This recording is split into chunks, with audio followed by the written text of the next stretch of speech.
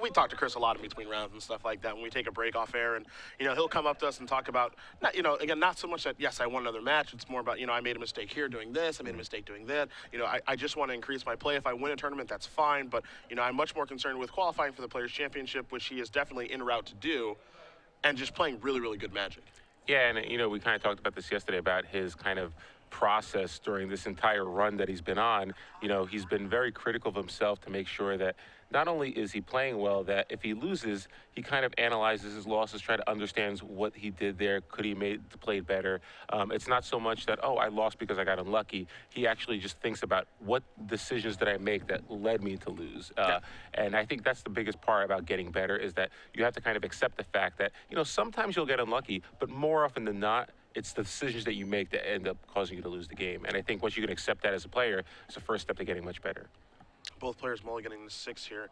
The key in this matchup, definitely about mana acceleration, as we've seen in green mirrors over the history of Magic. Yeah, and mana acceleration and Stormbreath Dragon, obviously, probably the biggest card in this matchup. There's not that many answers to it. Obviously, each player has 1 copy of Mizzium Mortars and 2 copies of Dreadboard, but beyond that, not that many answers to a Stormbreath Dragon. So the first player usually who can get a hit with it in is usually pretty far ahead. Habel does have a Sylvan Caryatid for turn number 2. Does have to go to 18 to cast it.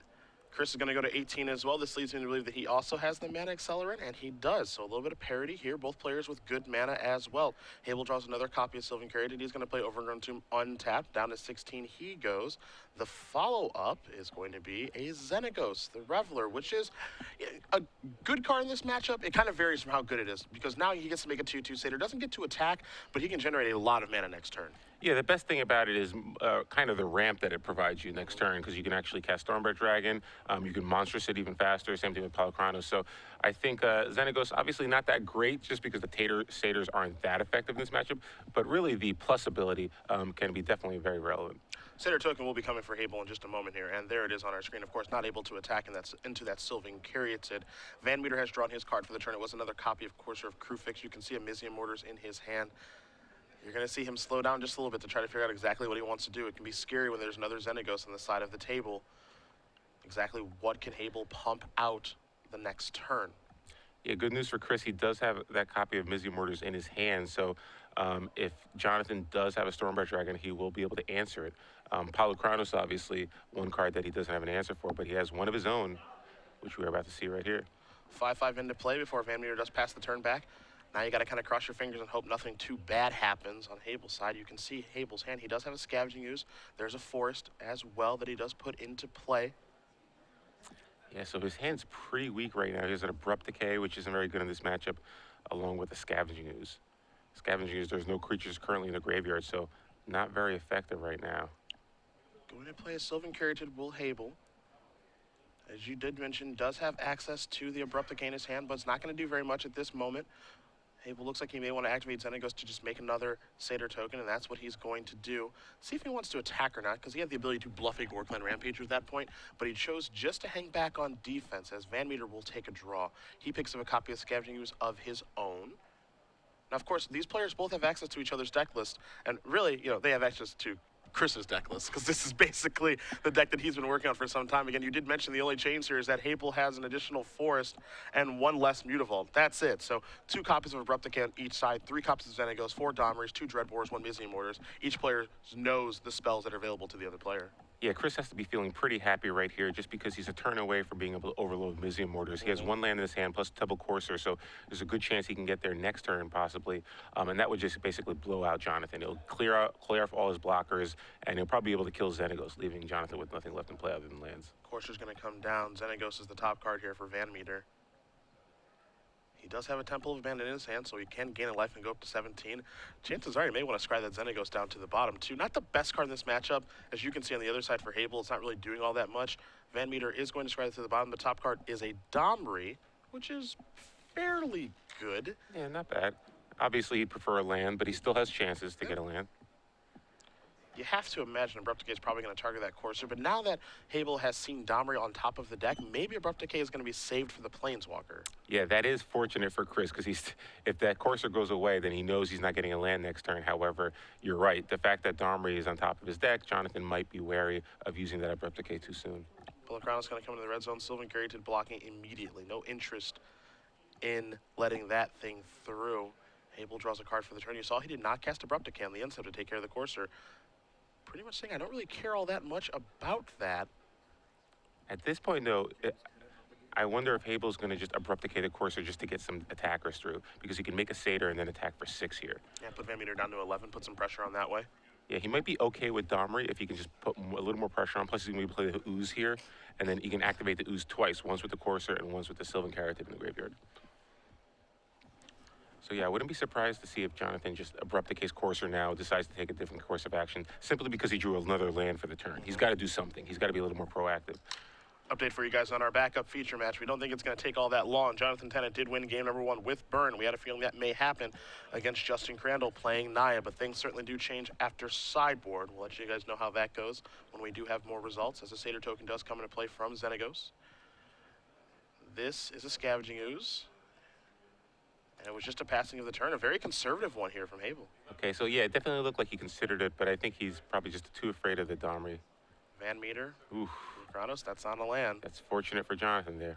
And it's interesting, too, because Jonathon, I don't think, you know, realistically, he can't play around Mizzium Mortars. It's just a one-of. Yeah, and he knows the list. I mean, they both know what's in each other's deck, so he knows there's only a one of Mizzium Mortars. But, yeah, I think Jonathon's got to start getting a little bit more aggressive here. If especially if Pellecranos attacks and Chris just plays Domri, you got to do something here. You can't just sit back on your laurels, especially because there's a good chance that Pellecranos might just fight Scavenging Ooze here, and then you're really left with nothing.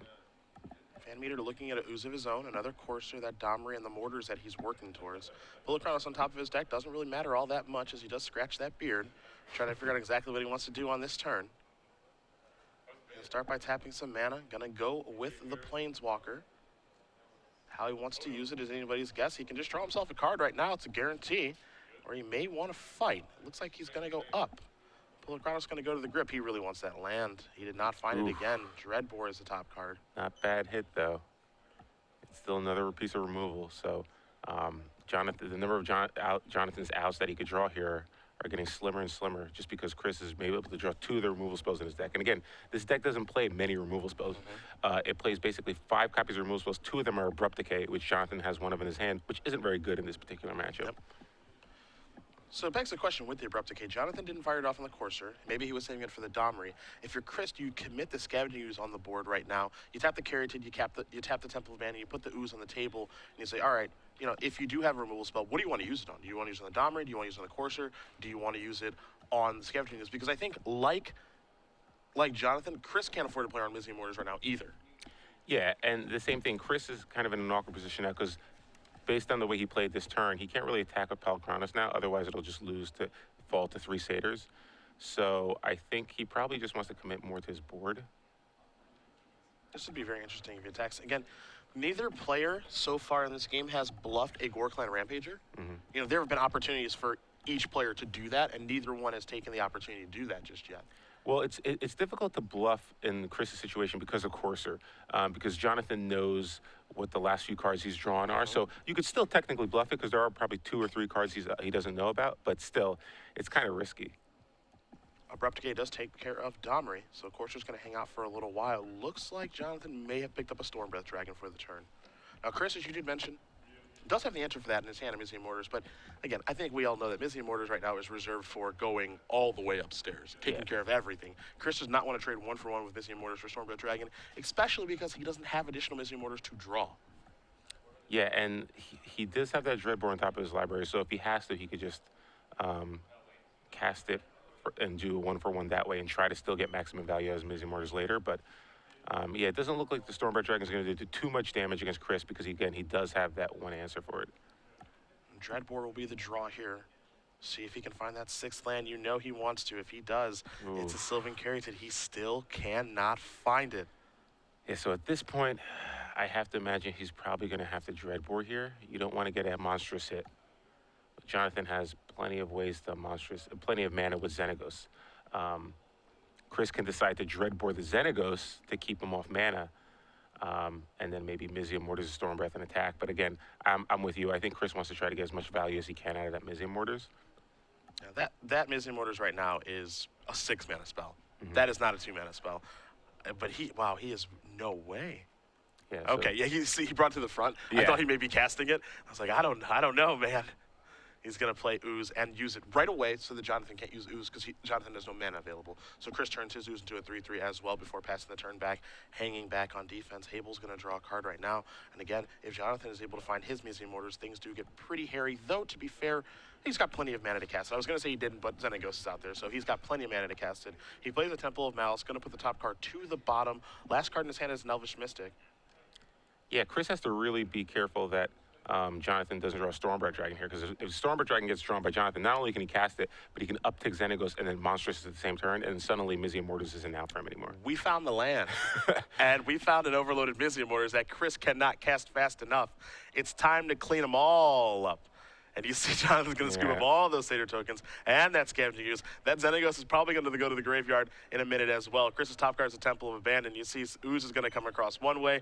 Bullet Chronos and, of course, are going to come across the other. And Chris VanMeter, finally finding that 6th mana, is going to win game number 1 here in these semifinals of our Standard Open here in Indianapolis. As we're going to bring it back to the booth. Now, I bet, do you have a trivia question ready? I hope you do. Do I have a trivia question? Yeah. Of course. Wow, I knew it. Yeah, why not? It's not even close to true. He's going to get one ready, though. Quick rules here for you guys. Get your Twitters ready. Hashtag SCG Premium is the hashtag you're looking for. Also, make sure you're following at SCG Live. This guy's going to ask you a question. You're going to tweet your answer to that hashtag, and make sure, again, you're following at SCG Live. Do remember that all contests here with SCG Live are in no way affiliated with Twitch. We do everything here on our own accord, and it'll be for 6 months of premium. This go-around, we'll announce the winner at the conclusion of our semifinal round, which looks like it's going to be a pretty quick one. Fire away. All right, so we just saw 2 Jund Monsters decks battling it against each other. Jonathon Habel, Chris VanMeter, they're both playing very similar deck lists. Name the 1 copy of a Planeswalker they have in their sideboards. Both of them have identical sideboards, and they each have 1 copy of a Planeswalker in their sideboards. Name that Planeswalker. And if you can, hashtag the answer, SCG Premium. Make sure you're following SCG Live. We will announce the winner of the 6-month premium giveaway at the conclusion of our semifinal round. As we're going to head back to the match, we're going to bring the sideboards up on the screen, but they're the exact same. So you can even see they're in the exact same order. So we only have to really analyze one here, and we can do it at the same time. You see the 3 Mistcutter Hydra, 3 Nylea's Disciples, a Doomblade, 2 Golgari Charms, 2 Putrefies, 1 Mizzium Mortars, 2 Rakdos' Return, and 1 Vraska the Unseen. What do you like? Because both players are probably going to sideboard the same. Yeah, so Mizzium Mortars obviously is huge. We just saw blow out Jonathon in game 1. It's one of the ways to kill, another way to kill Stormbreath Dragons, which is very important. Another card that's really good is Rakdos Return. Rakdos Return, great end of those mid-range kind of non-blue matchups. So Rakdos Return, I definitely see coming in. Doomblade, Putrefy, again, just more cards to kill those fatties. There's a lot of times where the Jund Monster deck just gets a lot of mana hands, like a lot of mana creatures, lands, and then 1 or 2 fatties. If you can just kill their fatty, then you're in pretty good shape. So those are the main cards I'd see for that matchup. Possibly Vraska.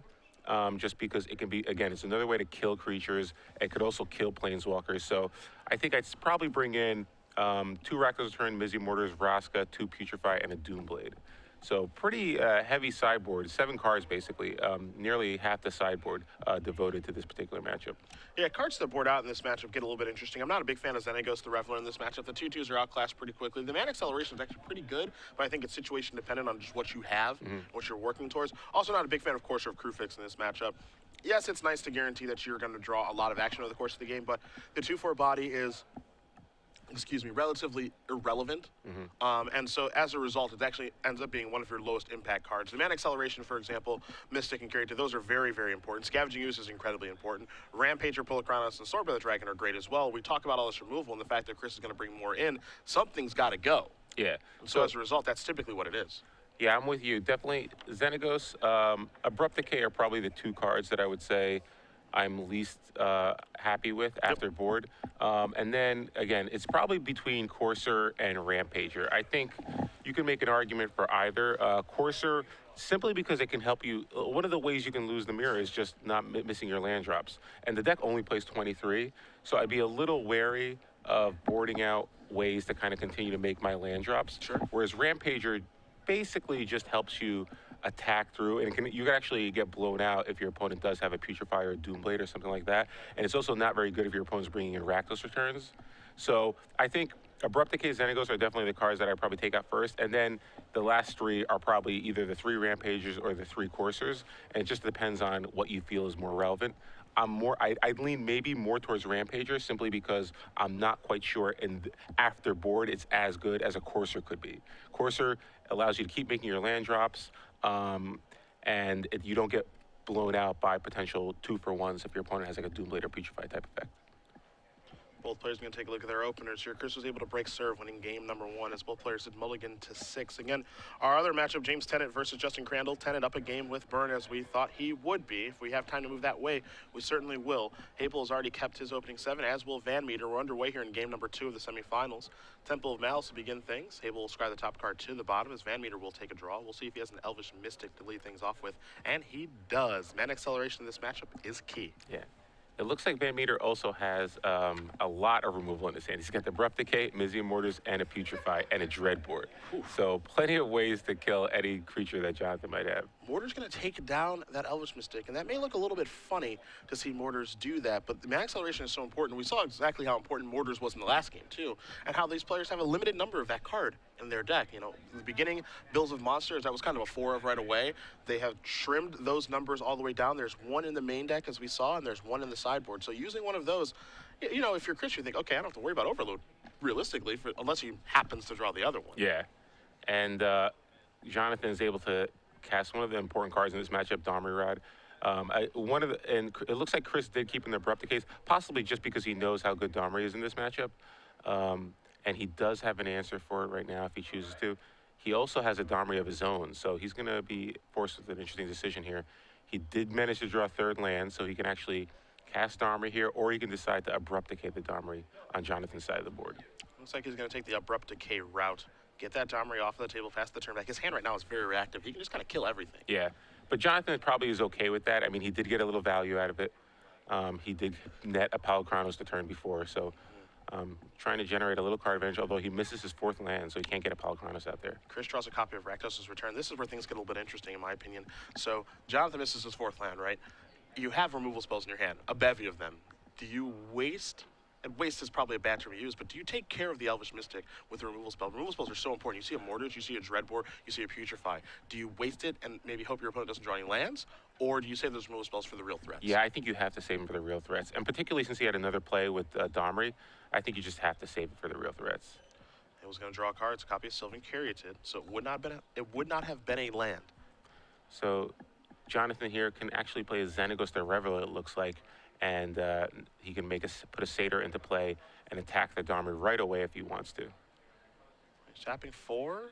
He's going to go with the World Eater instead before passing the turn back over to VanMeter. VanMeter gets to use that Domri yet again this turn. He does draw a card. It's a Temple of Abandon. We know Chris has a rule spell for the Pool of Chronos. He's going to start by playing Temple of Abandon, take a look at the top, see if he can set things up appropriately for his Domri. That top card's going to go to the bottom, however. So the top card for Chris will be a mystery. He's going to take a look as he takes Domri up to 5. That is not a creature. Now he has to decide, because presumably he's going to be using a rule spell here. The question is which one? Do I use a Dreadboard or do I use my Putrefy? It can be super mana efficient now, but does that matter down the road? Yeah, it is tempting to kind of use the Dreadboard so you have an instant speed kill later in the game. However, Dreadboard is so good at killing Planeswalkers that I'm not sure he wants to risk it. But it looks like he might value that instant speed removal a little bit more, so yeah, but he's going to use the Dreadboard. Yeah, things get a little interesting now because he could say the Dreadboard and use the Putrefy, and then, you know, a couple turns down the road, he could play a 4-mana spell and Dreadboard something and play 2 spells in the same turn. Yeah. Obviously, much more difficult to do when your card is Putrefy, because that costs 3 mana. Either way, just to pull a Chronos here for Habel, he was not able to draw a land. VanMeter picks up another copy of Domri. You see VanMeter's hand, he's got a Rampager, he's got a copy of Rakdos' return. Domri's going to take up to 6. He'll take a look. It's a Sylvan Caryatid. This is kind of what I mean as well. If he used Putrefy the last turn, he could play Caryatid plus Dreadbore this turn. Yep, definitely. So definitely might get a little punished here for not being more efficient with his mana the turn before. But either way, he still has a way to deal with Polychronos this turn, which I believe he probably has to do. I don't think he wants to lose his Domri. And yeah, so it looks like he's just going to pass the turn. This is a good opportunity for Chris because if Jonathon does try to monstrous the Polychronos and kill Domri on its own, then he can respond with a Putrefy. Well, there's a Xenagos. That's going to come into play. Yeah, and I actually felt like he should have cast this first. That's what I kind of thought too. Just because it's much harder for Chris to deal with, and it guarantees you attackers right away. Putrefy going to take down the Polychronos. Satyr Token's going to put Domri down to 4. I don't think it's realistic to ultimate Domri in this matchup, but just the threat of it forces Jonathon to play the game a little bit differently. Plus the ability to fight with creatures, being able to kill that Elvish Mystic in play, definitely very, very relevant. I actually wouldn't be surprised if Chris just plays the Gorklan Rampager and fights the Elvish Mystic right here. Kind of like that play. Especially because he missed so much mana. Yeah. And then Rampager has Trample, so not only can you protect your Domri, but you could actually kill the Xenagos on Jonathon's side of the board. We could see this turn just be a blood card tap, play your Rampager, fight your Elvish Mystic. If you don't draw a land, you're certainly in some trouble. Yeah, Jonathon can make another Satyr with the Xenagos and attack into the Rampager, finally killing the Domri because he down-tick it. But still, you have another Domri in your hand, so I think you're okay with that. Going to take a look at the top card instead, so no fighting will take place this turn as Domri does take up to 5. The question is, what does VanMeter want to do with his mana? He's basically out of removal spells, even though he does have Mizium Mortars yet again. He is going to play a Blood Crypt untapped. And the follow-up is going to be a Rakdos return for 3, taking down Xenagos and making Habel discard 3 cards. Not a bad turn. No, definitely not a bad turn. He deals with the Planeswalker. However, I think Jonathan's not going to get totally blown out by this Rakdos turn. He still has cards left in his hand. He will be able to drop the Domri down to 2 counters. So still in reasonable shape. Oh, looks like he has a Vraska as well in his hand. See, it's not a bad turn, but the question is it the best turn that Chris can have? I don't know. I think he's kind of limited by his options simply because Chris's hand is kind of reactive, and those Rampagers. You see, that's kind of the reason I didn't like Rampager after board, is that if that card was a Courser, it could be a lot better for Chris right here. He just wants to make his mana drops in this game. Vraska's going to come down as Habel did top deck a copy of Overgrown Tomb. He went down to 14 to take care of the Planeswalker, but it looks like it may be worth it as now the Satyr token comes across. However, Habel is working with some limited resources now due to that Rakdos' return. So VanMeter is going to draw his card. We know he has a backup copy of Domri. He's also got a Mizium Mortars that he can work towards, and that's the 6th land to be able to cast it. Temple of Vanna going to come in. He's going to take a look at a Blood Crypt here for a moment. That's going to go to the bottom of his deck. His hand's not great. You see the Rampager, he's still got that Caryatid, the Domri, and then the Mortars that he's working towards, but he's certainly got things to do. Yeah, he could make 2 plays this turn in Caryatid to develop his mana even more and then play a Domri. Let's see if he decides to do that. Yeah, it looks like we're going to see Domri here. So, taking up to 4, will the Planeswalker take a look? It's a Sylvan Caryatid. He can put that one directly into play before passing the turn back over to Habel. The interesting thing here is that even though he's got that Mizium Mortars for a while, and we saw how good the first one was in the first game, in this game, it's not all that great. Like, it's fine, but, the reason it was so good in the first one is they both had boards. Chris cleared his and started attacking to close the game out. Right now, it would be a kind of symmetrical Wrath, and truthfully, because there are 2 Planeswalkers out there, it's not that great right now. Yeah, it's not going to be amazing right now, but it's still going to give Chris that kind of security blanket where eventually, if you try to do anything, I might be able to blow you out. And plus, he has that Rampager. So if he can get Rampager into play, then Overload, he's in pretty good shape. Yeah, that's a much better line. As in we go with 2 Satyr tokens, Elvish Mystic. Habel kind of waves his hand and says, I've got no more cards in my hand. Thanks to that Rakdos return to me, just playing off the top of my deck. VanMeter's going to play a Temple of Bandon to start this turn, try to set up his Domri appropriately. Takes a look at the top card. Stormbreath Dragon would be huge. Look. It doesn't look like it's there. That one's going to go straight to the bottom. Don't forget, Vraska did tick up last turn, so no attacking that, but Chris has to be wary that there is a Vindicate coming. He takes a look at the top card. That's not going to help either, not a creature. And the follow-up is another copy of Sylvan Caryatid. This is a Gorklan Rampager. We know the last card is a Mortars, passing the turn back. And even though Chris is in pretty good shape, I don't think he's in great shape. I actually feel like he's I think we're kind of on parity, but Habel has some big draws available. It really, yeah. I mean, if Jonathon can get this Domri off the board, which I mean, he can just swap it with the Vraska if he wants to. But it really depends if he can get that Domri off the board this turn. He can make a Satyr, but I don't think he can attack with Mutavault. But he's going to end up losing something to Gorkline Rampager. So he might have to actually lose his Vraska to deal with the Gorkline Rampager and then just attack Domri that way. If you're in that position, then Chris basically just has a Mortars left in his hand and 2 Carotids and an unknown card, and a spell on top of his deck. We're going to fire down that Rampager. Satyr tokens incoming. He can't finish off the Domri. Yeah, he can attack Domri. He could even activate Mutavault and send Mystic and Mutavault towards VanMeter and then everything else towards the Domri. Well, this is a spell. Oh, I guess not. It's just a force. I thought that was going to be a creature for sure. With the fact they didn't activate Mutavault, yeah. I thought that almost certainly that would be a creature to play. However, it is not, as VanMeter just draws a force for the turn. Wow, so VanMeter not really drawing anything. He does have the Mizzy Mortars, but like you said, Jonathon still will have a Planeswalker in play along with the Mutavault, so it's not going to be nearly as devastating as it was in the prior game. Chris is definitely under the gun at this point, too. Both players essentially playing off the top of their deck. VanMeter with that Mortars that he may have to use just to buy himself in time. The question is it now or do we wait a turn? If we don't use it this turn, if you're Chris, you have to know that, all right, a Satyr token's coming from, Mutavault's coming for me in the red zone as well. Sure, I can block 4 power of creatures. 2 Satyr tokens, for example. So I'm going to take 2, plus another Satyr token is 4, plus Mutavault is 6, plus Mystic is 7. It's basically a 2-turn clock. Yeah, you're effectively on a 2-turn clock. I think he could probably wait to Mortars 1 turn, because if he Mortars the following turn, then he's just getting attacked for 4, and you can block the Mutavault and the Carotid. Looks like he's going to cash it in right now. Going to clean everything up. And part of what I like about this is now, you know, he's got a blocker for the Satyr token and the Mutavault. What he doesn't have a blocker for is that. Terrible play. In for 4 we come. A Stormbreath Dragon off the top for Jonathon Habel. Going to put VanMeter down to 10. He's under the gun right away because Monstrosity is available the very next turn for Jonathon Habel. A huge draw as VanMeter is going to tap some mana. This is a pull of Chronos. However, don't know how helpful that's going to be. I think it's still, I don't think he's dead next turn because Chris doesn't have any cards in his hand. Yep. So the Monstrous will just be a +3/+3. So he'll fall to 3. Let's see if Jonathon draws anything that can help him close out the game right now. Obviously, 7/7 flyer. I think Chris already used one of his Dreadbores. So he might have, and a copy of Putrefy as well. So. And he's used the Mortars. And a Mortars. Yeah. Well, so if he monsters Stormbreath Dragon here, he basically only has a Doomblade and 1 copy of Putrefy and 1 copy of Dreadbore left. So 3 spells. Yeah, the only way that Habel can Monstrosity here is he has to take up Xenagos to do so. You know, that's a bit of a relief if you're Chris, because another Satyr token's not going to be out on the battlefield. Satyr tokens aren't the most relevant right now, but, you know, it's better that it's not there than it is there. So, Monstrosity, VanMeter goes down to 3. Top of deck.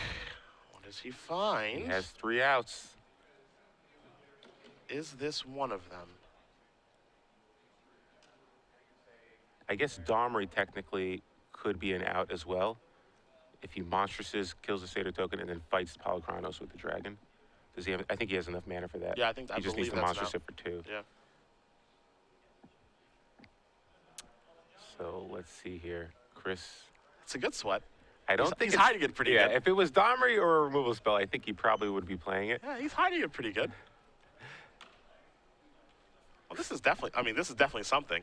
Well, if it's Stormbreath Dragon, could it be enough? So Stormbreath Dragon, you cast it, and then you monstrous Polychronos for 2 to kill the Satyr, and then you attack him for 11. Well, you can't. I mean, if it's card is Stormbreath Dragon, you can't attack, right? Because he has to block the other Stormbreath Dragon. Yeah, I was trying to see if he had enough to actually kill Jonathon straight up, but no, it doesn't look like he can. Okay, so his draw's Mortars. Oh, so now he's trying to do the math in Mortars plus Polychronos activation. Yeah. And so what he wants to do here. Yeah, I think he has enough.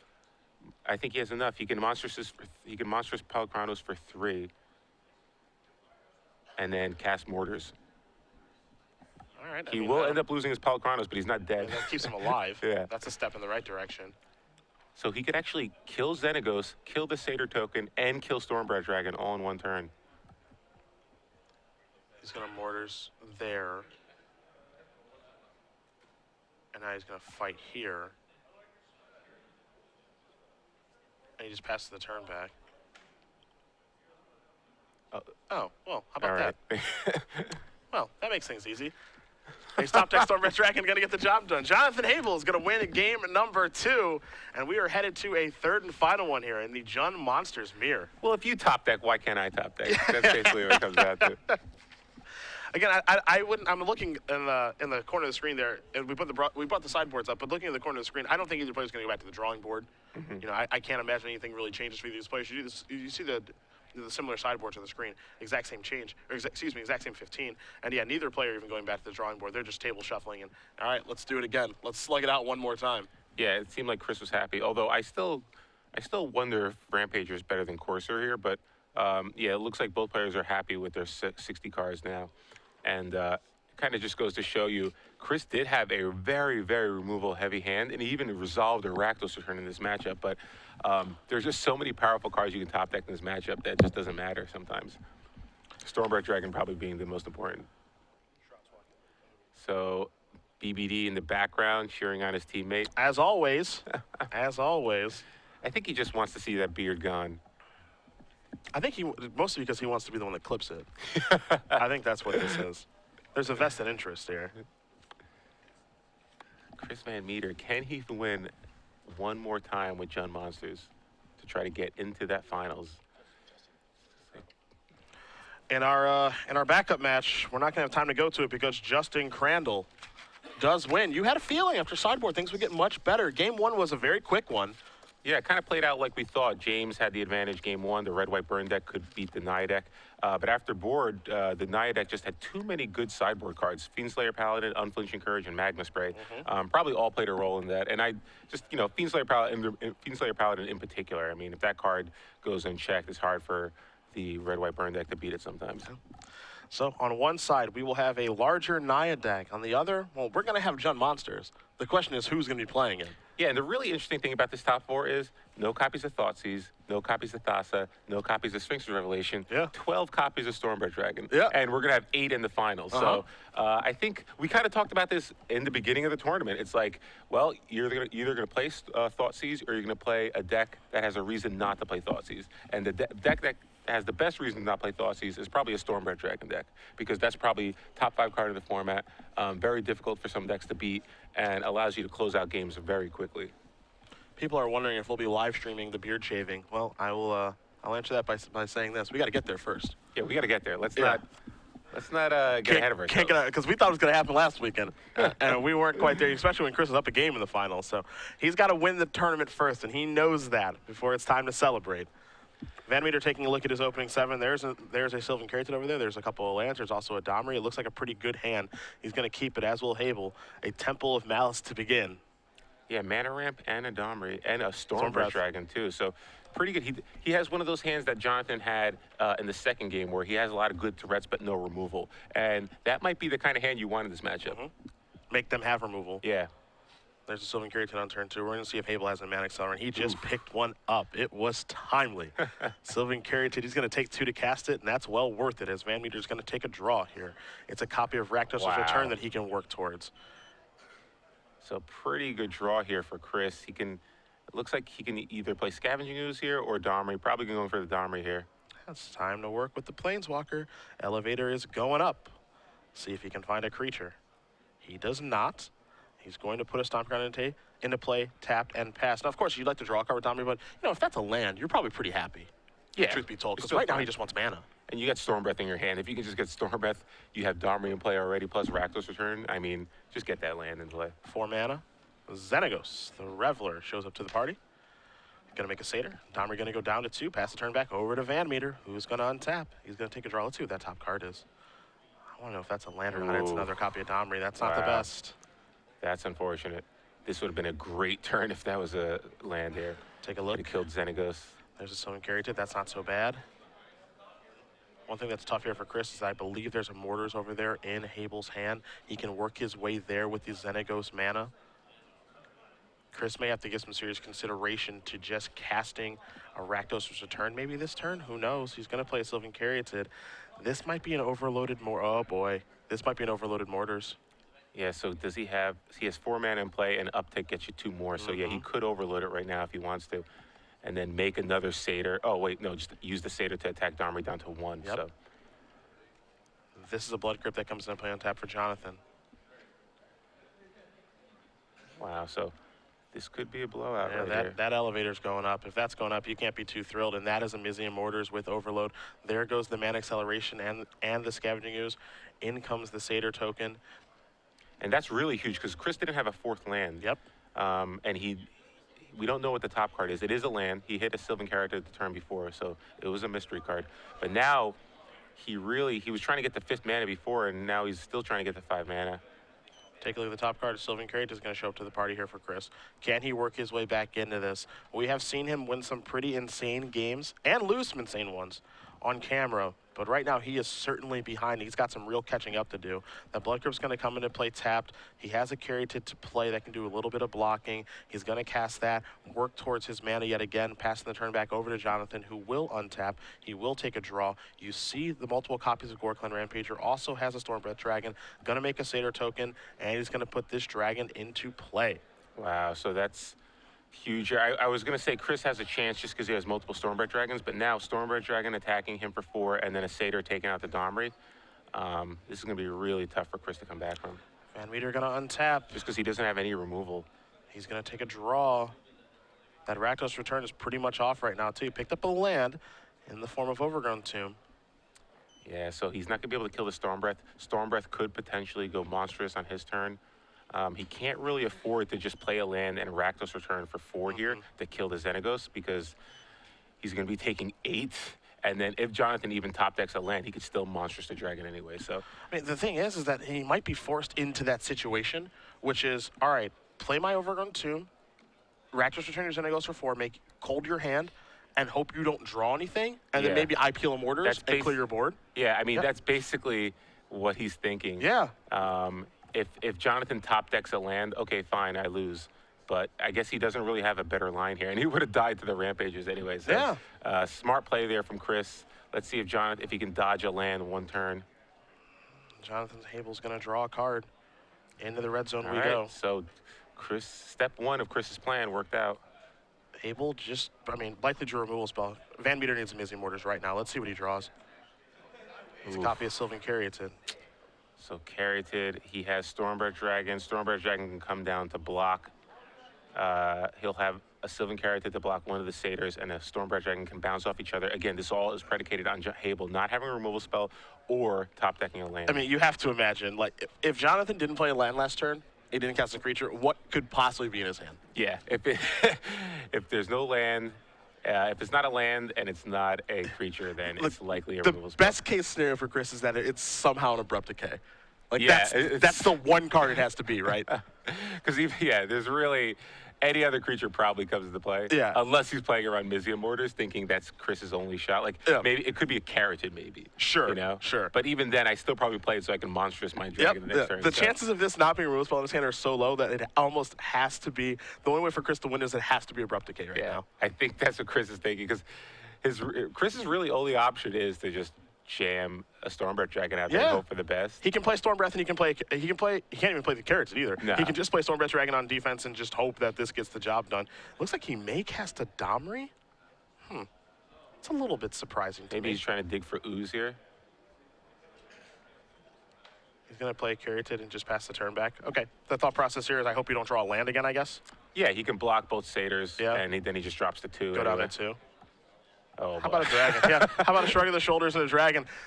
Chris will show his 2 dragons, and he's going to concede the game. Jonathon Habel has defeated Chris VanMeter in the semifinals of another Standard Open here. Another great run for VanMeter, but Jonathon Habel, the Star City Games St. Louis Standard Open champion, is looking to get another crown. Wins this match 2-1. Jun Monsters moving on to play against Big Naya in the finals.